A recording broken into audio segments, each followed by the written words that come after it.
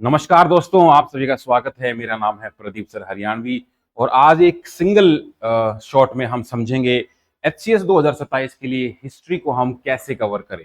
आने वाले टाइम में जितनी भी एग्जाम होंगे उनके लिए वीडियो रेलेवेंट रहने वाली है। आपको मैं सबसे पहले ये बता दूं कि इस वीडियो हम क्या डिस्कस करने वाले हैं, ताकि आपको पूरा वीडियो का पता रहे पहले से और आप इफेक्टिवली इसको देख भी पाओ।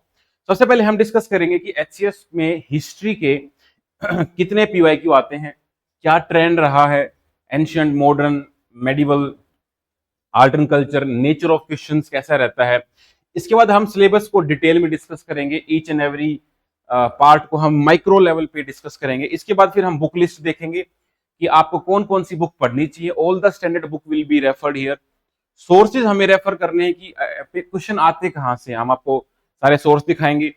हिस्ट्री को तैयार करते समय क्या कॉमन मिस्टेक बच्चे करते हैं, टॉप 10 मिस्टेक हम डिस्कस करेंगे और आपको नोट्स कैसे बनाने हैं उसके लिए भी हम बातचीत कर लेंगे। तो without wasting any single second, let's start. अगर हम हिस्ट्री का ट्रेंड देखते हैं 2019 से लेके 2026 तक का, तो हमें ये देखने को मिलता है कि हिस्ट्री का सब्जेक्ट का जो वेटेज था वो ऑलमोस्ट 1/4 रहता था। आप देखोगे 24, 27, 25, 26, 22 ये सारा ट्रेंड हमें दिख रहा था। लेकिन इस बार क्या हुआ है कि पैटर्न चेंज हुआ है 2026 से। तो इस बार ये 1/4 से घट के 15% पे, मतलब 15 मार्क्स पे आ गया है। तो 100 में से 15 क्वेश्चन इस बार एचसीएस में देखे गए और जो क्वेश्चन घटे हैं ये कहाँ गए, ये हरियाणा जीके ने गेन किए हैं। हरियाणा जीके पहले 6 से 7 सवाल गेन करता था, इस बार हरियाणा जीके से 23 क्वेश्चन पूछे गए थे। तो हिस्ट्री का जो वेटेज है थोड़ा कम हो गया है, बट अभी भी कंसिडरेबली ठीक ठाक है। इतने ही ज्योग्राफी के आते हैं, इतने ही साइंस के आते हैं। तो 15 क्वेश्चन आपको देखने को मिलेंगे। अगर मैं इसको थोड़ा और डिवाइड कर दूं एंशिएंट, मेडिवल, मॉडर्न में, तो आप देखोगे कि पिछले कुछ मतलब पिछले 2 साल से कह सकते हो, जो मॉडर्न के क्वेश्चन है वो कंसिडरेबली घट गए हैं। पहले आप देखते आ रहे थे कि मॉडर्न एंशिएंट मेडिवल मिला के मॉडर्न के बराबर आता था। मतलब देखो यहाँ 16 आए, 8, 10, 8। एक टाइम तो ऐसा हो गया था कि एंशिएंट मेडिवल के मिला के 14 थे, इस अकेले के 12 थे। लेकिन फिर 2 क्वेश्चन आए, इस बार 4 क्वेश्चन पूछे गए। तो इसका मतलब हम ये कह सकते हैं कि हमें कोई भी पार्ट छोड़ना नहीं है, एंशिएंट हो, मेडिवल हो, मॉडर्न हो, सारों को ही बराबर लेके चलना पड़ेगा। ये वेटेज घटता बढ़ता रहेगा। ठीक है, तो अब हम सबसे पहले ऑफिशियल सिलेबस देख लेते हैं कि कमीशन के द्वारा जो सिलेबस दिया गया है प्रीलिम्स का, उसमें क्या दिया गया है। कमीशन की तरफ से सिर्फ एक इंडिकेटिव सा सिलेबस दिया गया है, history of India and Indian national movement, Indian culture, और नीचे लिख दिया है in history of India emphasis will be broad general understanding of the subject in its social, economic, political aspect. Questions on the Indian national movement will relate to the nature and character of the 19th century resurgence, growth of nationalism and attainment of independence. अब भाई लिखने को तो इतना ही लिखा है commission ने, लेकिन आप सबको पता है कि क्वेश्चंस जहां से आते हैं वो हमें सारे पढ़ने ही पड़ेंगे। ऑफिशियल जो मेंस का जो सिलेबस है वो भी पढ़ लेते हैं एक बार, क्योंकि प्री और मेंस की तैयारी हम कंबाइन ही करेंगे। तो जो यूपीएससी का सिलेबस है वही एचसीएस का सिलेबस हो गया है। यहाँ पे मैं आपको लाइन बाय लाइन पढ़ देता हूँ कमीशन की तरफ से क्या दिया गया है। Indian culture will cover the salient aspect of art forms, literature, architecture from ancient to modern times. Modern history from about the middle of the 18th century until the present significant event personality issues. The freedom struggle, its various stages and important contributions from different part of the country, post independence consolidation and reorganization within the country. मतलब post independence history भी है mains में, और world history भी add कर दी गई, क्योंकि UPSC में बहुत पहले से आती थी। वर्ल्ड हिस्ट्री में आपको history of the world will include event from the 18th century such as industrial revolution, world wars, riddle of national boundaries, colonization, decolonization, political philosophies, communism, capitalism, socialism. तो ये तो आपका सिलेबस हो गया line by line. तो इससे हमको एक बात समझनी है कि यूपीएससी का syllabus is equal to HCS का सिलेबस। तो जो बच्चे यूपीएससी की तैयारी कर रहे हैं, वो एचसीएस एग्जाम भी देना चाहते हैं या वाइस वर्सा, तो उनके लिए कोई डिफरेंस नहीं है। मैं आपको इतना एश्योरेंस देता हूं कि जो कोर्स कंप्लीट होने के बाद जो हम कोर्स डिजाइन करते हैं, you will be able to solve each and every question, चाहे वो क्वेश्चन फैक्चुअल हो, वो एनालिटिकल हो, कंपैरेटिव हो या पीवाईक्यू हो, हर चीज क्रिस्टल क्लियर रहेगी। Let's start. तो अभी अगर हम ट्रेंड इसी बार चेंज हुआ है, तो पहले हम इस साल का पेपर देख लेते हैं। अभी 26 अप्रैल 2026 को ही एचसीएस का पेपर कंडक्ट हुआ, जिसमें 15 क्वेश्चन देखने को मिले। 11 एंशियंट मेडिवल से मिला के थे, 4 एंशियंट के, 7 मेडिवल के और 4 आपके मॉडर्न के। तो अब क्वेश्चन किस प्रकार से आए, क्वेश्चन का लेवल वही रहा है पिछली बार जो रहा था, डायरेक्ट एनसीईआरटी से लाइन पिक करी गई है और कुछ टॉपिक्स के ऊपर मुगल हिस्ट्री, सूफीज्म, उनके ऊपर दोबारा से घुमाया गया है। आपको मैं बस एक बार लेवल दिखाने के लिए गो थ्रू करवा देता हूं, आप इस पीडीएफ को आराम से डिटेल में पढ़ लेना। मैं आपको ये दिखाता हूं लेवल ऑफ क्वेश्चन कैसे रहे हैं। आप देखोगे सूफीज्म पे क्वेश्चन आया, मैच द फॉलोइंग में कहा गया सियार उल उलिया, मकतूबत, फवादुल फाद, इसमें से कितनी स्टेटमेंट सही है? तीनों ही सही थी। ये मकतूबत और ये पहले भी आ चुके थे पेपर में। मेडिवल टाइम में जो पोस्टल सिस्टम था उसकी टर्म पूछी गई, पथमार, उलूग, दावा। फॉरेन ट्रैवलर पूछे गए, बर्नियर, इब्न बतूता, अबू फजल, ये सारा एनसीईआरटी से है। Themes of India part 1 to 3। Foreign traveller की नेशनलिटी पूछी गई, दुराते बारबोसा, निकोलो, पीवाईक्यू से आराम से करने वाला क्वेश्चन था। विजयनगर, पीवाईक्यू, हिरिया, कमलापुरम, ये डायरेक्ट एनसीईआरटी के टर्म्स हैं। भक्ति सूफी मूवमेंट, नालदियार, डायरेक्ट एनसीईआरटी के टर्म्स हैं। इसके बाद पूछा गया आईवीसी, द्रविडियन कनेक्शंस, ये थोड़ा सा क्वेश्चन टफ कह सकते हो, हल्का सा, बट ये भी एनसीईआरटी में दिया हुआ है, ठीक है, एनसीईआरटी। फिर टेम्पल और उनके स्टेट पूछे गए, art and culture, basic art and culture, art forms में केरल के बारे में, ये एनसीईआरटी से 11th की एनसीईआरटी, जिसमें आपको आर्ट एंड कल्चर पढ़ाया जाता है। मोहिनी अट्टम, थुलाल, कुटी अट्टम, पंपा देवी, विजयनगर, अगेन पंपा देवी के ऊपर क्वेश्चन पहले भी आ चुका है एचसीएस में। फिर आप देखते हो कि इंडियन कल्चर के बारे में, ये थोड़ा सा मतलब एक जर्नलिस्टिक व्यू से क्वेश्चन आया था, ज्यादा कुछ टफ नहीं था। मॉडर्न में आप देखोगे टबैको के बारे में, अकबर और टबैको, इसके बारे में। ये मॉडर्न जो आपकी एनसीईआरटी है मेडिवल की, साइड में बॉक्स दे रखा है, साफ साफ वहीं से उठाया गया है। इसके बाद संथाल रेबिलियन, एनसीईआरटी, ठीक है। Colonial economy, cotton, summary settlement, Awadh, सारा एनसीईआरटी से। तो आपको एक चीज समझ में आई कि इस बार 15 क्वेश्चन आए, जिसमें से 12 से 13 direct line to line NCERT से उठा रखे हैं, वो भी 12th की एनसीईआरटी से। और जो बाकी 2 क्वेश्चन है वो भी ज्यादा टफ नहीं थे, जर्नलिस्टिक तो आप 14 में से 12 क्वेश्चन के आसपास तो कर पाते।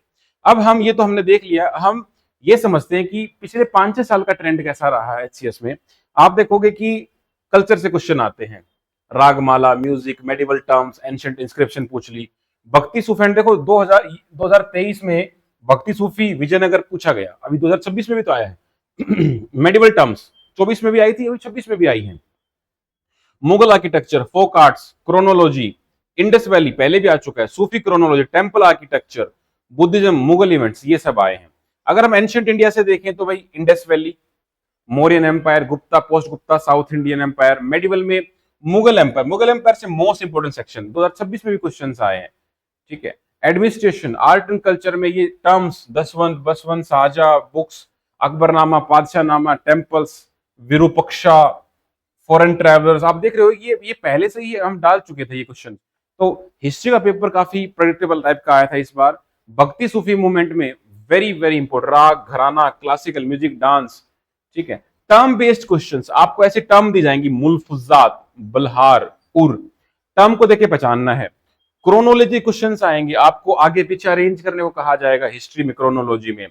मैच द फॉलोइंग में आपको बुक दे दिया, ऑथर दे दिया, किंग दे दिया, इंस्क्रिप्शन दे दी, ट्रैवलर दे दिया, है ना, ट्रैवलर का कंट्री पूछ लिया, किसके टाइम पर ट्रैवलर आया था वो आपसे पूछ लिया गया। तो ये सारी, who wrote them, where were they, foreign travellers, who came from where, ये जो क्वेश्चन था जिसमें अभी दुराते बारबोसा और ये पूछा गया, तो ये आराम से करने वाले क्वेश्चंस थे।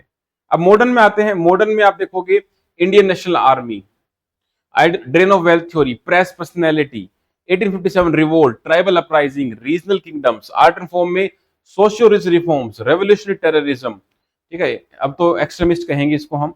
इसके बाद क्रिप्स मिशन, ये जो आजादी से जस्ट पहले जो मिशन आए थे वो वाले, गांधी एरा, गांधी जी के ऊपर स्पेशल फोकस रखते हैं। गांधी जी के 3 movement, NCM, CDM and quit India movement. इसके बाद revolution activities, Kakori conspiracy, revolutionary, HRA, SSRA, ये सारे, आईएनए की जो टीम थी वो, ब्रिटिश की लैंड रेवेन्यू सिस्टम, जमींदारी, रैयतवारी, महलवारी, कौन लेके आया, कहां लेके आया, अरेंज करने के लिए आराम से कुछ करने वाले क्वेश्चन। सोशो रिफॉर्म्स में आर्य समाज, ब्रह्मो समाज, प्रार्थना समाज, ये सारे यहां पर देखने को मिलेंगे, अरेंज करने को कहा जाएगा। कांग्रेस के सेशन पूछे जाएंगे, पर्सनैलिटी बेस्ड क्वेश्चंस आएंगे। ये तो सब आराम से देखने वाले क्वेश्चन। अभी हम सिलेबस को भी देखेंगे, सिलेबस को देखने के बाद शायद आप इनको ज्यादा समझ पाओगे, जो बिगिनर्स होंगे वो, तो आप इनको समझोगे आराम से, ठीक है। तो अब हमने देख लिया कि हिस्ट्री जो है एनसीईआरटी बेस्ड आती है और क्वेश्चन बहुत फैक्चुअल भी आते हैं। आपको टर्म दी जाएगी, उसका मतलब पूछा जाएगा, अरेंज करने को कहा जाएगा, आगे पीछे क्रोनोलॉजी मैच करने को कहा जाएगा, कौन किसके टाइम पे आया था, क्या उसने किया था। अब हम यूपीएससी का अगर लेवल मैच करना चाहें, क्योंकि यूपीएससी और एचसीएस ऑलमोस्ट बराबर आ चुके हैं, तो आपको मैंने रेफरेंस के लिए 2026 का पेपर भी मैंने ऐड किया है। इस साल यूपीएससी प्रीलिम्स में हिस्ट्री से 20 क्वेश्चंस आए। हालांकि पेपर टफ आया था इस बार यूपीएससी का, 13 क्वेश्चन एंशिएंट से, 1 मेडिवल से, 6 मॉडर्न से आए। तो आपको जस्ट गो थ्रू कराता हूं लेवल ऑफ क्वेश्चंस क्या था। Pali text, literary source Pali text के बारे में, both 1 and 2। Badami Aihole, Deogarh Pattadakal, temples के नाम देके उनकी जगह पूछी गई। ठीक है, जैनिज्म के बारे में एक स्टेटमेंट दी गई, बाघ केव्स के बारे में स्टेटमेंट दी गई, प्लेस वैल्यू सिस्टम के बारे में स्टेटमेंट दी गई 3।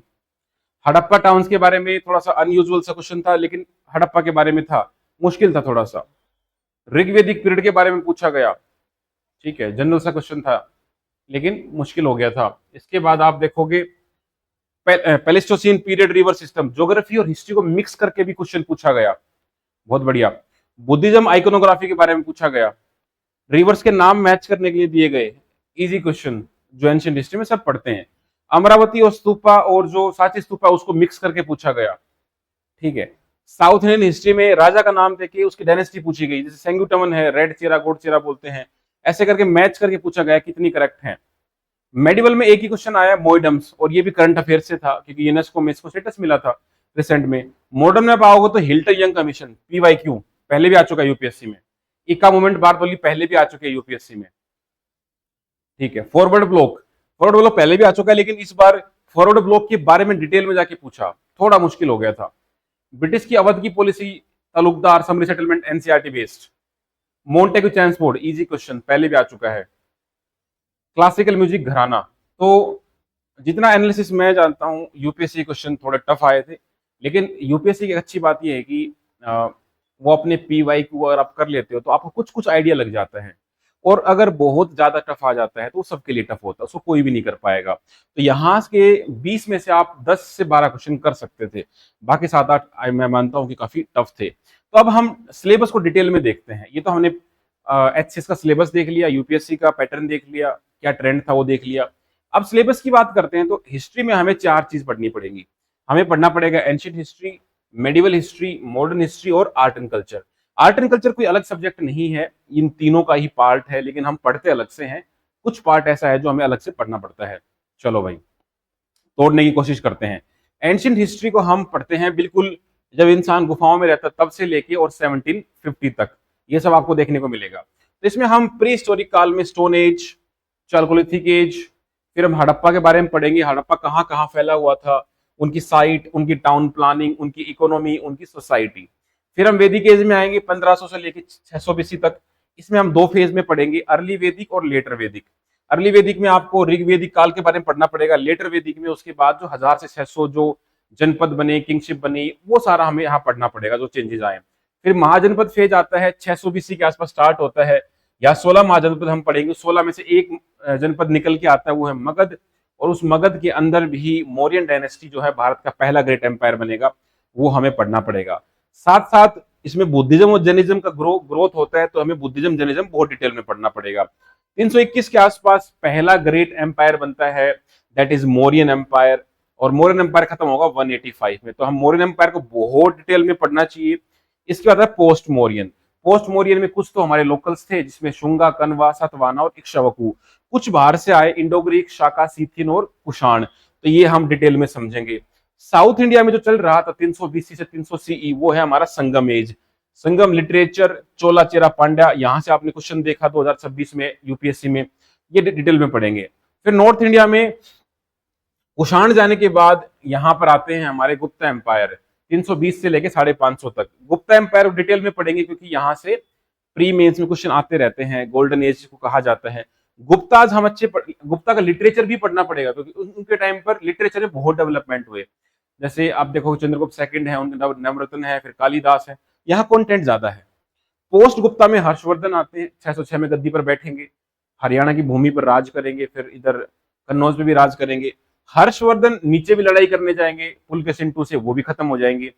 फिर इनके बाद कोई रूलर आ नहीं पाएगा। तो अब भारत में एक वैक्यूम क्रिएट होगा, बाहर से मुस्लिम आना स्टार्ट करेंगे। तो 750 के आसपास हम मानते हैं कि हमारा अर्ली मेडिवल स्टार्ट हो गया। 1200 तक हमारा अर्ली मेडिवल चलेगा। 1206 में हमारा प्रॉपर मेडिवल आएगा, जब दिल्ली सल्तनत बनाई जाएगी। अब आप देखोगे कि हर्षवर्धन जाने के बाद पाला, गुजर प्रतिहारा और राष्ट्रकूटाओं में लड़ाई होगी। नीचे हमारे जो चोला एम्पायर हैं वो इंपीरियल चोला के रूप में बनेंगे, श्रीलंका, इधर मालदीव्स, इंडोनेशिया तक कब्जा कर लेंगे। यहाँ राजपूत का राइज होगा। बाहर से जो इन्वेजन होंगे गजनवी और घुरी का, मोहम्मद घुरी, गजनी, इनके इन्वेजन होंगे। फिर आपकी दिल्ली सल्तनत आएगी 1206 से लेके 1526 तक। इसमें आपकी 5 डायनेस्टी आएंगी, slave dynasty, Khilji dynasty, Tughlaq, Syed, Lodhi. 1526 में लोधी खत्म हो जाएगा। इनके सारे रूलर पढ़ेंगे हम, अलाउद्दीन खिलजी, मोहम्मद बिन तुगलक। फिर हम साउथ में चलेंगे तो वहां पर विजयनगर और बहमनी, ये 2 चीज पढ़ेंगे। साइड बाय साइड भक्ति और सूफी मूवमेंट भी चल पड़ेगा, ये आर्ट एंड कल्चर का पार्ट हो जाता है। 1526 में आपका मुगल एम्पायर स्टार्ट होता है, बिकॉज 1526 में आपका जो दिल्ली सल्तनत है वो खत्म होता है इब्राहिम लोदी के डेथ से, और 1526 में आएगा मुगल एम्पायर, और ये खत्म होगा 1707 में। इफेक्टिवली खत्म हो जाएगा, ओरिजिनली कंप्लीटली खत्म होगा 1857 में। यहाँ औरंगजेब की डेथ होगी, तो यहाँ हुमायूं, अकबर, बाबर, जहांगीर, शाहजहां, औरंगजेब, ये जो सारा किस्सा है ये रटना पड़ेगा, क्योंकि टर्म्स बहुत सारी हैं यहाँ पर, और एचएस हमेशा फोकस करता है। फिर मुगल डाउन हो जाएंगे 1707 में, तो हम उसको बोलेंगे लेटर मुगल्स। 1707 के आसपास लेटर मुगल शुरू हो जाएंगे। साइड बाय साइड हम मराठाओं का राइज पढ़ेंगे, शिवाजी के बारे में पढ़ेंगे, उनका अष्टप्रधान पढ़ेंगे। तो शिवाजी और इनका काफी अच्छा खासा रहा। फिर लेटर मुगल्स पढ़ेंगे, खत्म हो गए। फिर जब बाहर से यूरोपियंस आने लगे तो उसको हम पढ़ लेंगे मॉडर्न फेज में। बाहर से हमारी 5 प्रकार की पावर आई, पोर्तुगीज, डच, इंग्लिश, डेनिश और फ्रेंच। धीरे धीरे यूरोपियंस का एडवेंट पढ़ेंगे। तो 100 साल तक तो पोर्तुगीज बैठे रहे, उसके बाद फिर पोर्तुगीज को हरा के इंग्लिश बैठ गए। इंग्लिश और फ्रेंच की लड़ाई होती रही, कार्नेटिक वॉर्स हुई। तो यहाँ इस फेज में लगभग 100 साल तक लड़ाइयां बहुत ज्यादा होंगी, मोटा रोला हो जाएगा ब्रिटिश, फ्रेंच, डच, ये सब में। और पहले ब्रिटिश सबको हरा देगा, यूरोपियंस पावर को, और फिर 1 बाय 1 करके इंडियन पावर्स को हराना स्टार्ट करेगा। बंगाल में प्लासी बक्सर होगी, नीचे मद्रास में 4 बैटल होंगी, मराठाओं से 3 बैटल होंगी, एक नेपाल के साथ, भूटान के साथ, 3 म्यांमार के साथ, 2 अफगानिस्तान के साथ और 2 सिखों के साथ। ऐसे करके ये बंगाल, मैसूर, मराठा सब कुछ जीत लेंगे। सब कुछ जीतने के बाद ये कोशिश करेंगे हमारे कल्चर को चेंज करने की, हमारा लैंड रेवेन्यू चेंज करेंगे, हमारा एजुकेशन चेंज करेंगे, हमारा जुडिशियल पुलिस रिफॉर्म लेके आएंगे। हम भी अपने समाज को थोड़ा रिफॉर्म करने की कोशिश करेंगे, सती, विडोरी मैरिज और ये सारे सोशल रिफॉर्म्स ये लेके आएंगे। फिर जब जब ये चेंज करने की कोशिश करेंगे तो लोग रिवोल्ट में खड़े हो जाएंगे, ट्राइबल्स, पीजेंट, सिविलियंस। एक बड़ा इवेंट होगा 1857 का रिवोल्ट, ये वन ऑफ द लार्जेस्ट होगा। फिर हम अपनी पॉलिटिकल ऑर्गेनाइजेशन बनाएंगे, जिसमें आपकी एक कांग्रेस बनेगी, और कांग्रेस से पहले भी आपकी छोटी छोटी बॉडी बननी स्टार्ट हो जाएंगी। Academic association, zamindari association, Madras native association, Madras Mahajan Sabha, Poona Sarvajanik Sabha, British India association, India league, ऐसे बहुत सारी छोटी छोटी बनेंगी। बंगाल का पार्टीशन हम देखेंगे, कांग्रेस का राइज देखेंगे, कांग्रेस का फॉल देखेंगे। फिर गांधी जी सिनेरियो में आ जाएंगे, गांधी जी के बिफोर और गांधी जी के बाद, ये कंपैरिजन हम खड़ा करेंगे। गांधी जी के 3 बड़े मूवमेंट पड़ेंगे, एनसीएम, सीडीएम और क्विट इंडिया ऑफर। इसके बाद इंडिया छोड़ने से पहले कई सारे ऑफर दिए जाएंगे। क्विट इंडिया के बाद ये Wavell plan, cabinet mission plan, Mountbatten plan, ये सारे प्लान पढ़ेंगे। फिर हम आएंगे आर्ट एंड कल्चर पर। आर्ट एंड कल्चर में हम आर्ट और कल्चर दोनों पढ़ेंगे। आर्ट के मामले में आप देखोगे आर्किटेक्चर, हड़प्पा का, मौर्यन, टाइम पीरियड वही रहेगा, बस उसी टाइम पीरियड में हम जो टेम्पल्स, डांस, म्यूजिक, कल्चर, फोक, वो सारा पढ़ते हुए चलेंगे। इसमें अलग से कुछ नहीं पढ़ना, सारा वही दिखेगा आपको, बस उसका एक एंगल है जो हमने हिस्ट्री में नहीं पढ़ा, हम यहाँ पढ़ लेंगे। ऐसे करके dance, theatre, puppetry, culture, religion, literature, school of philosophy, UNESCO, fair, festival, martial dance, science and tech, ये पढ़ लेंगे। तो कुल मिला के मैं समराइज कर देता हूं, ये हमारा एक समराइज हो जाएगा। एंशिएंट में आप ऐसे पढ़ोगे, ये पैटर्न रहेगा। मेडिवल में ये पढ़ोगे, मॉडर्न में ये पढ़ने वाले हो, और आर्ट एंड कल्चर में ये एक पेज में आपका, मेरे हिसाब से जो क्रिस्प आपको मैं आइडिया देना चाहता हूँ, यहाँ आपको देखने को मिलेगा। अब बारी आती है मेंस की, क्योंकि प्री और मेंस तो कंबाइन पढ़ना पड़ेगा। तो इस बार जो मेंस हुआ उसके GS1 में आपका हिस्ट्री आता है, क्योंकि यूपीएससी का सिलेबस कॉपी हुआ है, तो उसमें आपका GS1 में आता है। तो आपको मैं क्वेश्चन दिखाना चाहूंगा, ये ऑफिशियल पेपर ही है, 100 मार्क्स का आया था। तो आपको मैं क्वेश्चन दिखाता हूँ लेवल क्या है। क्वेश्चन नंबर 3 आया, सरदार Vallabh Bhai Patel was the Pioneer of Indian national unity. PYQ आराम से, बहुत बार इनको हम आयरन मैन बोलते हैं, आराम से एक्सप्लेन कर सकते हो। Partition of Bengal led the background of swadeshi movement. 1905 में बंगाल का पार्टीशन अनाउंस किया गया, उसके विरोध में स्वदेशी आंदोलन चला था, आराम से एक्सप्लेन। 4 marks 4 marks. ये थोड़ा सा पॉलिटी से जुड़ा हुआ क्वेश्चन था, इंटरनल पॉलिटिकल सिचुएशन पूछी और उससे हमारा कंपनी का राइज पूछा, तो थोड़ा सा पॉलिटिकल एंगल पता होता। Democratic principle of rule of law, थोड़ा पॉलिटी से इंस्पायर्ड था, बट हिस्ट्री का एंगल दे सकते हो इसमें। ये हरियाणा का एंगल मिक्स करके दिया गया, राखीगढ़ी, बनावली, भिराना, मिताथल, इनको मिक्स करके पूछा गया। Very very good question. इसके बाद हम देखेंगे तो भाई यहाँ पर रीजनल पावर्स का राइज कैसे हुआ मुगल्स जाने के बाद, बंकिम चंद्र चट्टोपाध्याय को कैसे कंट्रीब्यूट किया, आनंद मठ में वंदे मातरम दिया था इन्होंने। इसके बाद अजंता की जो मुराल है ये बहुत वर्ल्ड फेमस है, यूनेस्को में आते हैं, ये क्वेश्चन आपसे पूछा गया। क्वेश्चन नंबर 17 में 1857 रिवोल्ट के बारे में आया, इंडस्ट्रियल रेवोल्यूशन वर्ल्ड हिस्ट्री के बारे में आया, और 20th क्वेश्चन आपका फर्स्ट वर्ल्ड वार के बारे में आया। तो आप मार्क्स को काउंट करो यहाँ से, 6 6 और 6 12, 18 18, 24, 6 30, 36, 36 और 4 40, 44, 48, 52, 52 और 4 56। समझ रहे हो, पेपर 100 मार्क्स का है, तो हिस्ट्री 50% डोमिनेट कर गया है। इससे बेहतर क्या हो सकता है हिस्ट्री के हिसाब से। ठीक है, चलो आगे बढ़ते हैं हम। तो आपने पेपर देख लिया, ये तो हमारा अभी लेटेस्ट जो सिलेबस था वो था। इससे पहले जो ओल्ड पैटर्न पे आता था मैं आपको वो भी दिखा देता हूँ एक बार, जस्ट समझाने के लिए। पहले इस प्रकार का सिलेबस होता था, इतना लिखा होता था पेपर में, और 2003 से लेकर 23 तक कैसे पेपर आते थे। देखो 2023 का क्वेश्चन है, Sardar Vallabh Bhai Patel is one of the principal architect of Indian unity. एक बार इसका जरा फोटो उतार लो अपने दिमाग में। Sardar Vallabh Bhai Patel is one of the principal architect of Indian unity, 2023 का है। 2026 से पेपर निकालता हूं। सरदार Vallabh Bhai Patel was one of the panel of Indian national unity, explain, बताओ। अब ये होता है PYQ का फायदा, डिट्टो क्वेश्चन आया है, आप इसको 3 मिनट में नहीं छाप दो तो गारंटी है।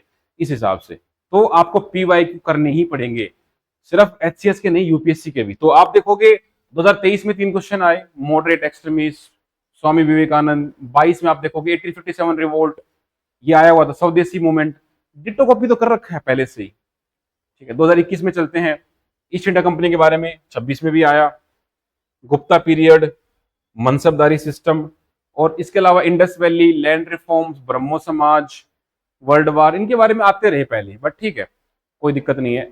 अब जो यूपीएससी का जो PYQ है वो हमारे लिए इंपॉर्टेंट है, क्योंकि HCS तो इस बार ही हुआ है नए पैटर्न पर, लेकिन यूपीएससी 2013 से इस पैटर्न पे चल रहा है।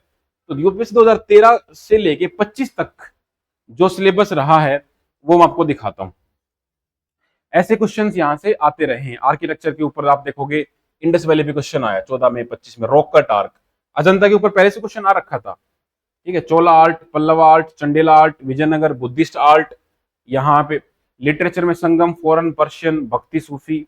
मेडिवल में मुगल, अकबर के बारे में। मॉडर्न टाइम्स में आप देखोगे इकोनॉमिक इंपैक्ट, हमारी इंडस्ट्री कैसे डाउन हुई, लॉर्ड डलहौजी फाउंडर बोला गया था।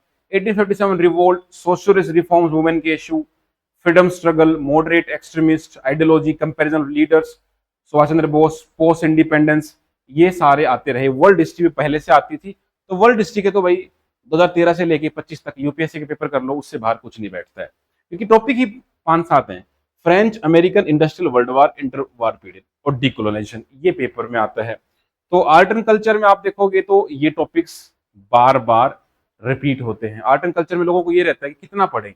आर्ट एंड कल्चर पे जो स्टैंडर्ड बुक्स आती हैं, नितिन सिंघानिया सर की आती है, वो काफी मोटी बुक आती है, लेकिन एनसीईआरटी आप पढ़ लेते हो तो बहुत है, 2 एनसीईआरटी पढ़ लो, उसके अलावा कुछ सिलेक्टेड चैप्टर्स में आपको बताऊंगा, वो आप वहां से पढ़ लेना। तो ये हमारे आर्ट एंड कल्चर का टॉपिक है। Architecture, sculptures, rock cut, temple, Indus valley, Gandhara, Sangam literature, foreign account, bhakti literature, performing arts, philosophy, religion, Taxila, Gupta, safeguarding heritage, ये आएंगे पेपर में। ठीक है, मॉडर्न इंडियन हिस्ट्री में ये क्वेश्चंस है, आप आराम से पोज करके इनको देख लो। ये सिर्फ मैंने आपकी पिक्टोग्राफिक मेमोरी के लिए ऐड किए हैं। हम जो ऊपर डिस्कस करके आए हैं वो सिर्फ फोटो के माध्यम से आपको दिखाने की कोशिश कर रहा हूँ। Same with the freedom struggle, moderate, extremist, किस किस साल में क्वेश्चन आए हैं वो भी मैंने डाल रखे हैं आराम से,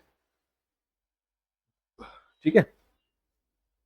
तो और पोस्ट इंडिपेंडेंस में ये क्वेश्चन बने हैं यूपीएससी में, तो ये क्वेश्चन बन सकते हैं। इंडस वाटर ट्रीटी, जय जवान जय किसान, Bhoodan, Tashkent agreement, reorganisation, new state, linguistic states. World history से हमारे वही गिने चुने topic, industrial revolution, American, world war one, democratic state system, ये सब यहाँ से रहेंगे। चलो, तो ये तो हमारा हुआ कि पेपर का ट्रेंड क्या है, कितने क्वेश्चन आते हैं, कहाँ से आते हैं, यूपीएससी और एचसीएस में क्या डिफरेंस है, उस हिसाब से हमको समझ में आ जाना चाहिए था। अब सबसे मोस्ट इंपोर्टेंट पार्ट आता है कि बुक लिस्ट क्या होनी चाहिए, हम कहाँ से पढ़ें, कितना पढ़ें। तो उसके लिए आपको वन स्टॉप सॉल्यूशन बताता हूँ। टॉपर्स की बुक लिस्ट कह सकते हो या मोस्ट ऑथेंटिकेटेड बुक आप कह सकते हो। वन बाय वन आपको बताऊंगा मैं। सबसे पहले आपको मैं हाईलाइट करना चाहूंगा हिस्ट्री की जो एनसीईआरटी है उनका इंपॉर्टेंस, सबसे ज्यादा इंपॉर्टेंस है। 3 एनसीईआरटी आपकी 12th में आती है, पार्ट 1 एंशिएंट की, पार्ट 2 मेडिवल की, पार्ट 3 मॉडर्न की। इनका नाम है थीम्स ऑफ इंडियन हिस्ट्री, ये न्यू एनसीईआरटीज हैं। 2 आपकी ऐसी आती हैं 11th 12th में, आर्ट एंड कल्चर की, introduction to Indian art part 1 या पार्ट 2, ठीक है। तो हमें क्या करना है कि हमें लेस इज मोर का मतलब है कम पढ़ो लेकिन बहुत अच्छे से पढ़ो। कोर कंसेप्ट आपके यहाँ से क्लियर हो रहे हैं और आपको मार्केट में बहुत सारी बुक्स उठाने की आवश्यकता नहीं पड़ेगी। एचसीएस के लिए स्पेशली ये बुक पढ़ो, इनको मास्टर करो, लाइन टू लाइन पढ़ो। यहाँ से 65% पेपर आ गया था इस बार भी, वेरी वेरी इंपॉर्टेंट। अब आपको मैं दिखाता हूँ वन बाय वन। सबसे पहले आपको एंशिएंट इंडिया के ऊपर बात करते हैं। एंशिएंट हिस्ट्री में हम दोनों एक साथ ही पढ़ेंगे। तो सबसे पहले तो हमारे पास एंशिएंट हिस्ट्री की ये 12th की थीम्स ऑफ इंडिया है ना। इसके अलावा हमारे पास एक ये आर एस शर्मा की पुरानी एनसीईआरटी आती थी 11th में, ये एक अच्छी बुक है एंशिएंट के लिए, बहुत जबरदस्त बुक है। या इसके अलावा आपके पास और भी ये तमिलनाडु की एनसीईआरटी आती है। तो आपको क्या करना है कि आपको इन दोनों में से एक चूज करना है। या तो आप आर एस शर्मा चूज कर लो, या फिर आप तमिलनाडु बोर्ड की क्लास 11th की ये एनसीईआरटी कर लो, ये वाली 11th वाली, ठीक है। ये चाहे तो आर एस शर्मा ले लो ओल्ड एनसीईआरटी जो है, या फिर तमिलनाडु बोर्ड की आप क्लास 11th की उठा लो, उनमें से एक उठा सकते हो। दोनों को एक साथ नहीं पढ़ना है क्योंकि दोनों में चीज ऑलमोस्ट सेम ही है, ठीक है। इसके बाद अगर आप देखोगे मस्ट रीड में तो एक 12th की एनसीईआरटी होगी ये वाली, ये आपको पढ़ना ही है। क्लास 6 की अभी न्यू एनसीईआरटी अपडेट हुई है, वो भी आपको पढ़ना है। तो 2 तो एनसीईआरटी हो गई एंशिएंट के लिए, 6 की और 12th की, प्लस आर एस शर्मा पढ़ लो, या फिर 11th की जो तमिलनाडु बोर्ड की एनसीईआरटी आती है वो एक पढ़ सकते हो। तो इससे आपका काम चल जाएगा, मतलब चल क्या जाएगा, दौड़ जाएगा। मेडिवल में आते हैं। मेडिवल में हमारी स्ट्रेटेजी क्या होनी चाहिए, मेडिवल की जो ये एनसीईआरटी न्यू वाली, ये तो पढ़ना ही पढ़ना है। इसके बाद हमारा ये क्लास 7th की आती है आवर पास्ट, ये भी अभी अपडेट हुई है, ये पढ़ सकते हो। और इसके साथ आपकी सतीश चंद्रा की मेडिवल इंडियन हिस्ट्री बुक आती है, वेरी वेरी इंपॉर्टेंट। तो इसमें आपको तमिलनाडु बोर्ड की 11th की एनसीईआरटी अगर आपने ऊपर पढ़ी है तो इसमें एंशिएंट और मेडिवल एक साथ आता है। अगर आपने ऊपर एनसीईआरटी वो तमिलनाडु बोर्ड वाली बुक उठा ली है तो आप उसी को पढ़ लो, मेडिवल भी वहीं से कवर हो जाएगा क्योंकि मेडिवल उसके साथ ही आता है। अगर आपने वहां तमिलनाडु बोर्ड नहीं उठाया है तो आप सतीश चंद्रा की जो हिस्ट्री ऑफ मेडिवल इंडिया है, ये एक बहुत अच्छी बुक है। अगर आपने वहां आर एस शर्मा चूज करी है तो यहाँ सतीश चंद्रा चूज कर लो तो बहुत बढ़िया हो जाएगा। मस्ट रीड में आपकी 2 एनसीईआरटी हो गई, एक तो 7th क्लास की एनसीईआरटी, एक 12th क्लास की एनसीईआरटी, सुपर डुपर हिट यहां से आपका हो जाएगा। मॉडर्न में आते हैं। अब मॉडर्न में हमारे पास जो एक तो हमारी एनसीईआरटी है ही मस्ट, वो तो हम छोड़ ही नहीं सकते। इसके अलावा अभी रिसेंट में एक बुक आई है द मॉडर्न इंडिया। तो ये मॉडर्न इंडिया लिखी गई है नितिन सांगवान, जो कि एक आईएएस ऑफिसर हैं। रिसेंट में इनकी जो सोशियोलॉजी की बुक थी वो भी बहुत मोस्ट सेलिंग में आती है। तो ये मॉडर्न इंडिया की बुक आई है, तो ये बुक अभी लेटेस्ट है। इसके अलावा एक बुक जैसे बच्चे पढ़ते हैं जो ये वाली स्पेक्ट्रम की, लेकिन स्पेक्ट्रम काफी बल्की हो गई है। और अभी जो क्वेश्चंस आ रहे हैं मॉडर्न हिस्ट्री के, चाहे वो यूपीएससी हो चाहे वो एचसीएस हो, एनालिटिकल ज्यादा आने लगे हैं। तो मैं सजेस्ट करूंगा कि आप इसको पढ़ो। मैग्रो हिल के द्वारा ही पब्लिश करी गई है अभी 2026 में ही। मैंने इस बुक को रिसेंट में पढ़ा भी है, it is really good book. Diagrams हैं पिछले 8-10 साल के, जो पीवाईक्यूज हैं वो सारे सोल्ड करके दे रखे हैं, आइदर प्रीलिम्स हो आइदर मेंस हो, तो आप ये पढ़ सकते हो। स्पेक्ट्रम भी एक अच्छी बुक है बट थोड़ी सी बल्की है। और आपने देखा कि मेंस में आपका 50% मार्क्स हिस्ट्री से आ रहे हैं, तब ऐसी बुक्स को पढ़ना इंपॉर्टेंट है क्योंकि ये एक ऑब्जेक्टिव एंगल से है। ये ऑब्जेक्टिव और सब्जेक्टिव दोनों एंगल से आपको डेवलप करा देगी, ये आप पढ़ सकते हो, बहुत बढ़िया बुक है। नितिन सांगवान की। ठीक है, आर्ट एंड कल्चर में आते हैं तो हमारे पास दो तो एनसीईआरटी हो गई। मैं सजेस्ट करूंगा कि यहाँ से हो जाएगा तो डन है, इसके बाद जरूरत नहीं है। इसके बाद इंडियन आर्ट एंड कल्चर की बुक आती है नितिन सिंघानिया सर की। इसके कुछ सेलेक्टिव चैप्टर आप पढ़ सकते हो, पर्टिकुलरली वो चैप्टर्स जो हमारा folk dance, classical dance, music, puppetry, जो फैक्चुअल पार्ट है वो वहां से आप ले सकते हो। तो इसमें आपकी नितिन सिंघानिया एक्सटेंडेड बुक है। इसमें आपको स्पेशली क्या पढ़ना है, परफॉर्मिंग आर्ट्स, फिलोसफी, भक्ति, सूफी, लिटरेचर, ये चार चैप्टर आप यहां से उठा लो। इसको आप लाइन टू लाइन पढ़ लो। ये भी मैक्रो हिल ने पब्लिश कर रखी है, तो कोई डाउट ही नहीं ऑथेंटिसिटी पे। तो आपकी जो 11th-12th की फाइन आर्ट्स की एनसीईआरटी है ये मस्ट रीड है, ये आपको पढ़ना पड़ेगा। और आपको जो करंट अफेयर में जो आर्ट एंड कल्चर चल रहा है उसका भी ट्रेस रखना पड़ेगा। जैसे इस बार 26 में जो क्वेश्चन आया था यूपीएससी में, वो क्वेश्चन था मॉइडम्स पे। मॉइडम्स करंट में चल रहे थे, असम में वो बनाए जाते थे। तो इस प्रकार की यूनेस्को टाइप की न्यूज आपको पढ़ना चाहिए। जीआई टैग अभी जैसे सारनाथ को मिला है पिछले हफ्ते ही यूनेस्को का है ये टैग ना, तो वर्ल्ड हेरिटेज साइट का टैग। तो ऐसी करंट अफेयर में यहां से ज्यादा क्वेश्चन बनते हैं, स्टैंडर्ड यहां से बनेंगे। तो ये आपका हो गया आर्ट एंड कल्चर। अब आते हैं पोस्ट इंडिपेंडेंस पे। पोस्ट इंडिपेंडेंस पे ये जो बुक है ऊपर नितिन सांगवान वाली, ये आपकी पोस्ट इंडिपेंडेंस भी कवर कर देती है। अगर आप इसको पढ़ रहे हो तो ठीक है। थोड़ा सा इसको आप पढ़ सकते हो, क्लास 12th की पॉलिटिकल साइंस की एनसीईआरटी है, politics in India since independence. तो ये आपको हिस्टोरिकल और पॉलिटिकल एंगल को मिक्स करके देगी, तो ये बहुत बढ़िया है। एक बुक अच्छी आती है इंडिया सिंस इंडिपेंडेंस, ये भी ठीक ठाक बुक है। तो अभी हमें क्या करना है कि हम इस बुक पे स्टिक करेंगे तो अभी हमारा काम चल जाएगा। हम एक एनसीईआरटी पढ़ लें थोड़ा बेसिक बनाने के लिए। रेफरेंस बुक में आप नितिन सांगवान की बुक पढ़ लो, क्योंकि इसमें सारे पीवाईक्यू भी आ जाते हैं और इजिली अवेलेबल भी है मार्केट में, ये आप पढ़ सकते हो। अगर आप और चाहते हो कि थोड़ा सा मेरे पास टाइम है और एनर्जी भी है, ये बुक उठाओ इंडिया सिंस इंडिपेंडेंस, और इसमें से ये चैप्टर पढ़ो, ये वाले land reforms, economic consolidation, integration of princely states, इस बुक से। तो इस बुक से आपको ये कुछ पेपर बहुत अच्छे से डेवलप हो जाएगा। आल्दो वो इसमें भी है, बट इससे आप थोड़ा सा बेहतर मैं समझता हूँ, आप इसको पढ़ो। वर्ल्ड हिस्ट्री के लिए हमारे पास एक तो ये क्लास 12th की कंटेम्प्रेरी वर्ल्ड हिस्ट्री की पहले बुक आती थी, अब तो नहीं आती, ये आप पढ़ सकते हो। और एक अर्जुन देव की आती है हिस्ट्री ऑफ द वर्ल्ड, ये आप पढ़ सकते हो। तो आप में इसमें ओल्ड एनसीईआरटी जो है अर्जुन देव की, ये पढ़ सकते हो, the story of civilisation part 1 और 2। और इसमें आप साथ में जो ये ओल्ड एनसीईआरटी है 12th की, ये पढ़ सकते हो। लेकिन ये ना भी पढ़ो तो कोई बड़ा इशू नहीं है, क्योंकि एक से दो क्वेश्चन आएंगे मुश्किल से। उसके लिए आपके जो सेल्फ नोट होते हैं वो कहीं से बना लो। Industrial revolution, French revolution, American, Russian, ये सारे सादा टॉपिक हैं। इन बुक्स को पढ़ने की आवश्यकता आपको नहीं पड़ेगी, टाइम है तो पढ़ सकते हो। तो ये हमने देखा कि बुक लिस्ट ये अल्टीमेट बुक लिस्ट है, आपको इससे बाहर कुछ भी नहीं उठाना, एक सिंगल पेज भी नहीं उठाना है। और जो हमारा बैच रहता है उस बैच में सारा कवर होता है। हिस्ट्री मैं ही पढ़ाता हूँ, तो मैं कॉन्स्टेंटली अपने आप को अपडेट रखता हूँ इन बुक से। जितने भी स्टेट पीसीएस चल रहे होते हैं, अभी गुजरात का हुआ, राजस्थान का हुआ, यूपी का हुआ, सीएपीएफ का एग्जाम हुआ, टीयूएटीओ एग्जाम हुआ, एडीए का हुआ, तो वो सारे एग्जाम्स भी मैं पढ़ता हूँ, वहां से क्वेश्चन निकालता हूँ, उसमें से जो बच्चों के लिए काम का होता है मैं डाल के दे देता हूँ। अब आते हैं सेकंड लास्ट टॉपिक पे, कि हिस्ट्री को पढ़ते समय क्या कॉमन मिस्टेक्स बच्चे करते हैं, स्टूडेंट्स करते हैं, जो उनको बाद में हार्म करते हैं। सिंपल सिंपल चीजें हैं जो हमारी आंखों के सामने होती है, बट हम इग्नोरेंट हो जाते हैं। नंबर 1, न्यू एनसीईआरटी को लोग इग्नोर कर देते हैं। Line to line question new NCERT से आ रहा है, तो आप इसको बिल्कुल भी इग्नोर ना करें। लाइन टू लाइन 6, 7, 8 की 3 एनसीईआरटी, 3 12th की, part 1 to 3 themes of India, 6 book तो मस्ट है। इनको तो ऐसे पढ़ो जैसे मतलब अगले जन्म तक याद रखनी हो, लाइन टू लाइन। फिर हम आते हैं कि हर चीज को याद करने की कोशिश करने लग जाते हैं। History is not about all the facts. Yes, history is about facts. किसने किया, कब किया, क्यों किया, कहां किया, याद रखना पड़ेगा, लेकिन सब कुछ नहीं याद करना। You need to prioritise high yielding topics. अगर 500 टॉपिक है तो मैं 100 ही करूं, लेकिन वो 100 करूं जो 70% पेपर में आएंगे। उसके बाद मैं 400 टॉपिक को करूं, करने को तो वो भी कर सकते हो, लेकिन प्रायोरिटी समझनी पड़ेगी, है ना, क्योंकि हमारा कंपटीशन साथ वाले से है, भगवान से नहीं है।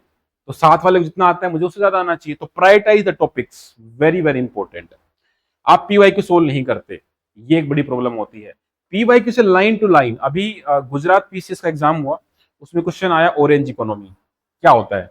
यही सेम क्वेश्चन 2 महीने बाद सीएपीएफ के पेपर में आया कि ऑरेंज इकोनॉमी क्या होती है।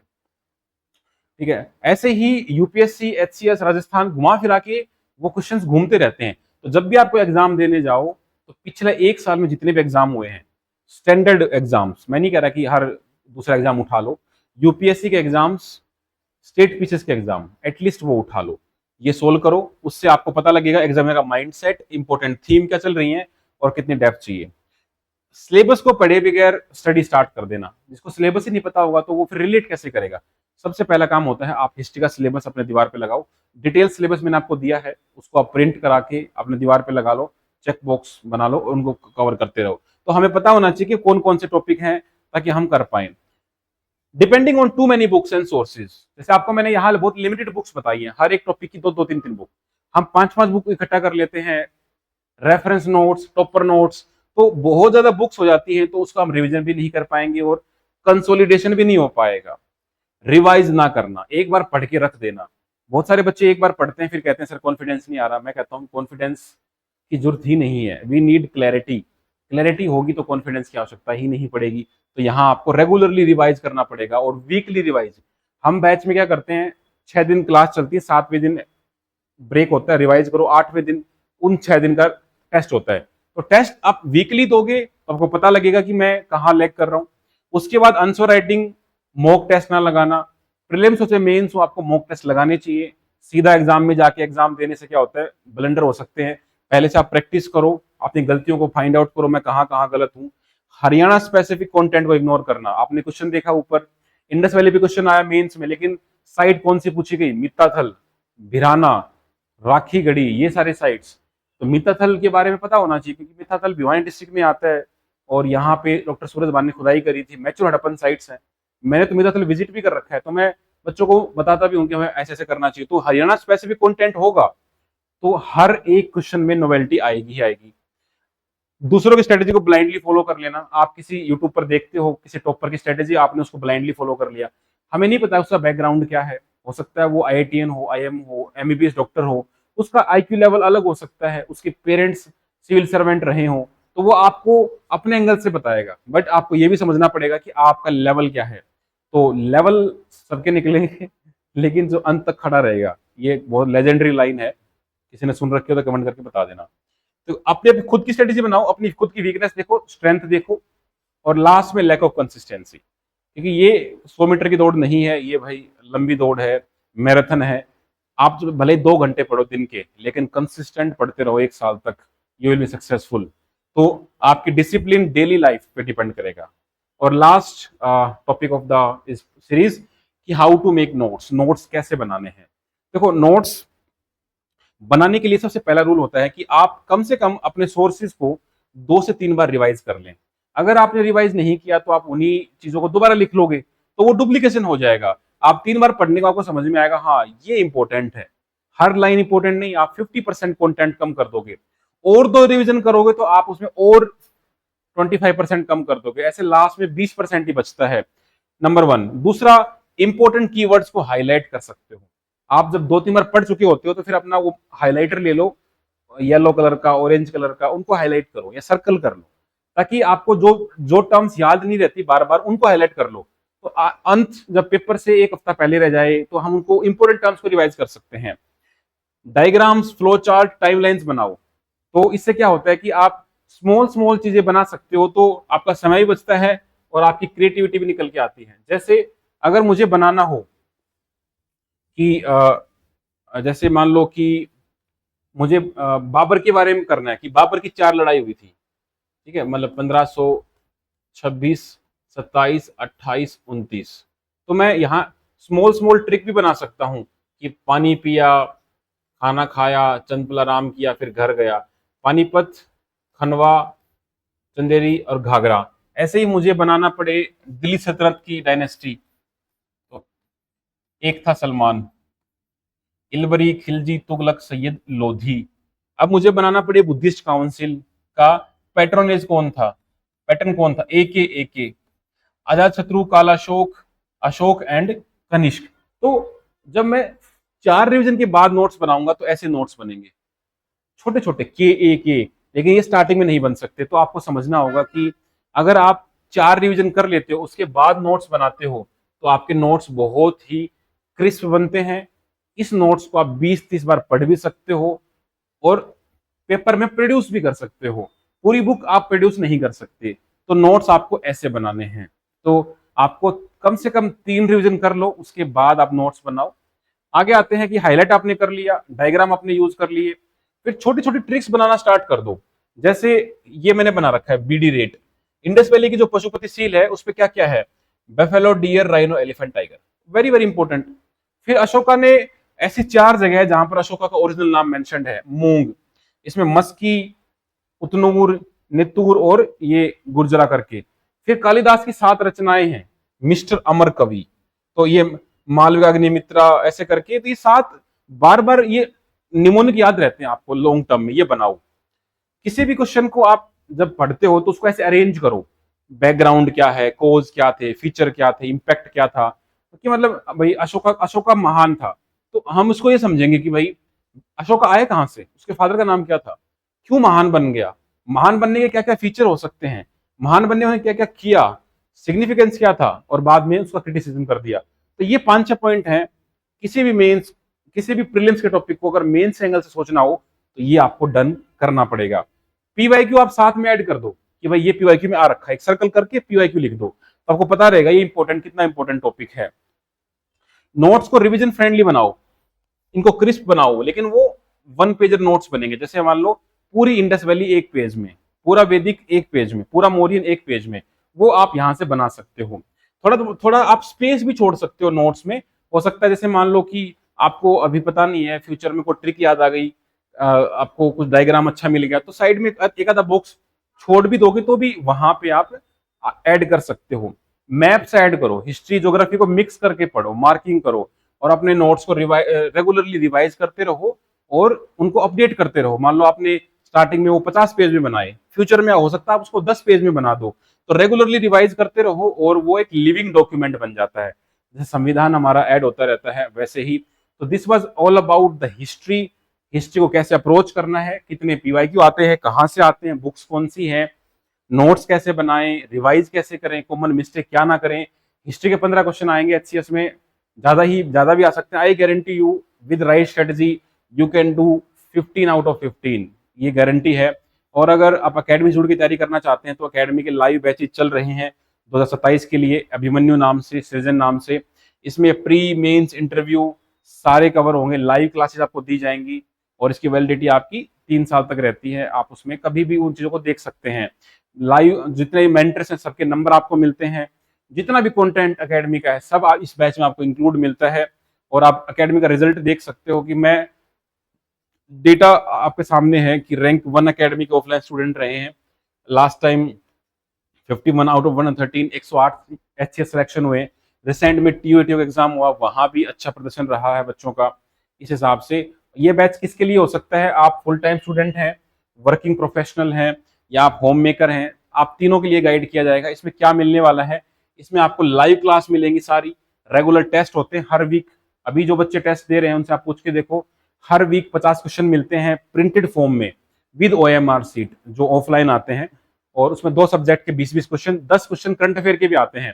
तो स्मॉल देखो, 1 साल मेहनत करो, 12 महीने मेहनत करो, 30 दिन मेहनत करो, हर दिन में हर घंटा ऐसे तोड़ते जाओ। हर वीक करोगे तो ज्यादा नहीं लगेगा। लेक्चर पीडीएफ जो भी आपको स्क्रीन पे दिखेगा आपको मिलेगा। पर्सनल मेंटरशिप, टीचर के नंबर दिए जाएंगे, पर्सनल मेंटर अलॉट कर रखे हैं अभी। हर स्टूडेंट के पास एक मेंटर का नंबर है, तो उसका पर्सनल मेंटर है, वो कॉल कर सकता है, अपनी बात रख सकता है। यूपीएससी, एचसीएस, अदर पीसीएस के सोल्ड पीवाईक्यू, एनसीईआरटी से line by line question bank आपको मिलेगा। 1 पेजर नोट्स मिलेंगे मेंस के। हर 2 हफ्ते में एक मीटिंग होती है जिसमें हम लाइव जूम कॉल के थ्रू मिलते हैं, सारे मेंटर अवेलेबल रहते हैं। करंट अफेयर की डेली क्लास मिलती है आपको, और इसके नोट्स भी मिलेंगे, हरियाणा के करंट अफेयर भी आपको मिलेंगे। तो ये हमारी एकेडमी का डेटा है, आप जुड़ सकते हो मेजबान चौक ऑफलाइन आके यहाँ से।